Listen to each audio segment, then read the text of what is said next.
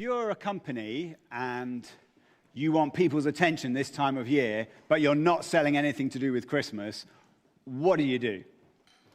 Well, a number of them have come up with a brilliant solution, which is to tell people about themselves or the world around us from the past year.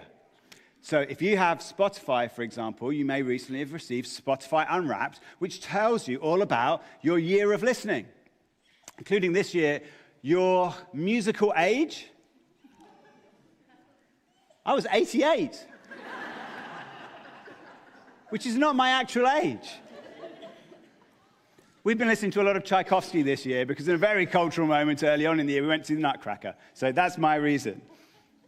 So companies like, let me tell you about yourselves, and let's just reflect on the world around us and what's been going on this year. And the Cambridge Dictionary did this by announcing its word of the year. So it's reviewing the language we've been using in the past year, what's been going on, that kind of thing. And the word was parasocial, which may make you feel like your technological age is about 88. But this means a connection that someone feels between themselves and a famous person they do not know. A character in a book, film, TV series, etc., or an artificial intelligence. So this could, for example, be someone like, Taylor Swift. She's the queen of this. Or some other creative who may not have her mastery, but whose art that they produce and what they share of their lives makes you feel a connection with them.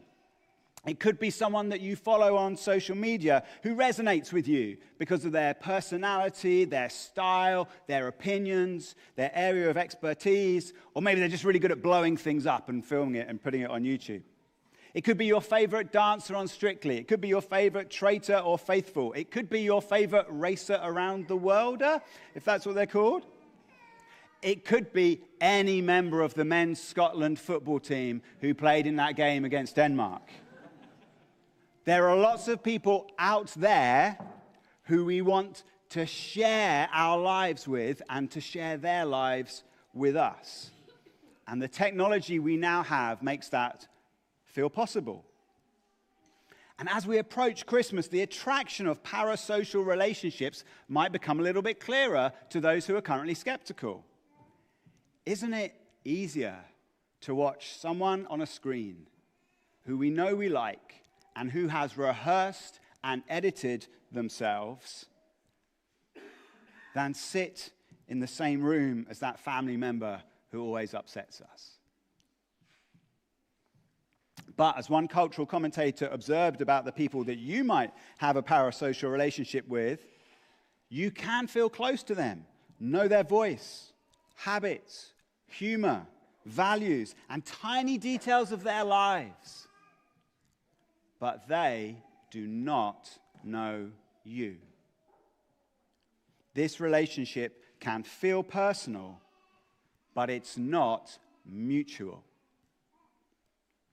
Now, because real relationships are complicated, you may think that's a compromise worth making. But it doesn't have to be that way. Though this might seem like a modern phenomenon, it's really just another case of technology massively amplifying and sometimes distorting age-old human needs. We are meant to be involved with other people, and we are meant to be caught up in something greater than ourselves. But parasocializing cannot fulfill those longings. Our social media feeds can seem full of people looking at us, which can make us feel that we have a sense of connection with them. But though they are staring at you, they can't see you. Not truly. Christmas, however, is a different story.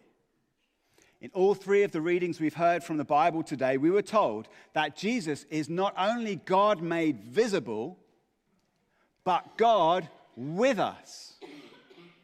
And if you read any of the Gospels, you will see Jesus again and again with people, talking with them, eating with them, being with them. He was seen, but he also saw them. He allowed them to interrupt him, and he got involved with them. He saw people's pain, and he brought healing. He saw their wrongdoing, and he brought the truth. He knew their past, and he offered them a better future. He called them to be with him. Now, Jesus is dazzlingly brilliant in so many ways. He is so wise. He's so powerful. He's so perfect. He could have been all of those things and kept his distance from us, receiving our love, but never giving his. But he didn't do that. Because real love must be mutual. It must involve both sides. It can't be based on a fantasy, but on real knowledge. And so God has made it possible for people to know him and his love, and love him in return by coming to be with us as one of us. Now, the number of people who experienced Jesus that physically close with them is obviously pretty small.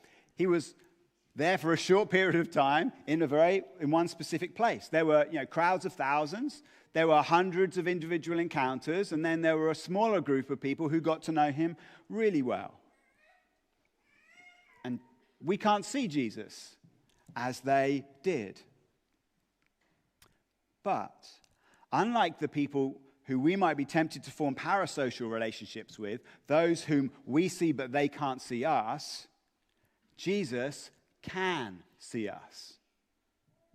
He sees each of us today. His love famously took him to the cross to die for us. And then he defeated death and rose to eternal life.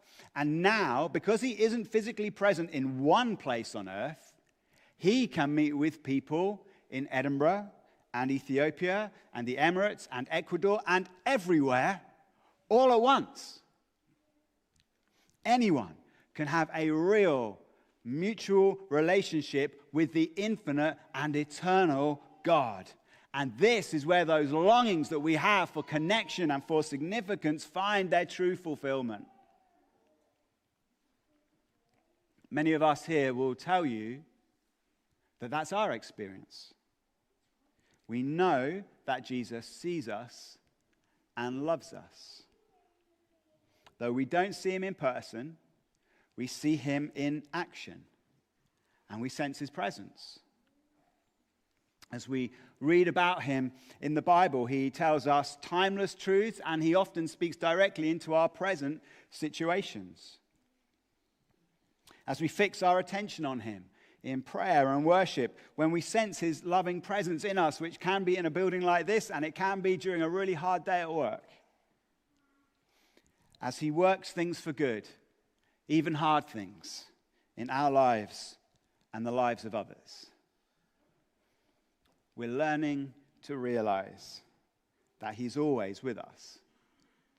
And one day, we believe we will see him face to face, in joy, forever. Now, it's not easy or straightforward. It requires faith. Easier and more straightforward options are available on your phone right now. But they are a pale imitation of what you were made for. You could have this instead. Jesus with you. Christmas proves it. He came to us so that we could be with him. He sees you today. The real you. You don't need to perform to keep his attention or to gain his affection. In his love, he says, "Come to me. Let's talk." The connection and the meaning that you long for is what you were made for, because he made you to experience those things with him. Don't go to anyone or anything else. Come to him. No one loves you or knows you like he does. We're just going to take a few moments now to think about that, even to speak to him about it. And as we do so, the band are going to play for us.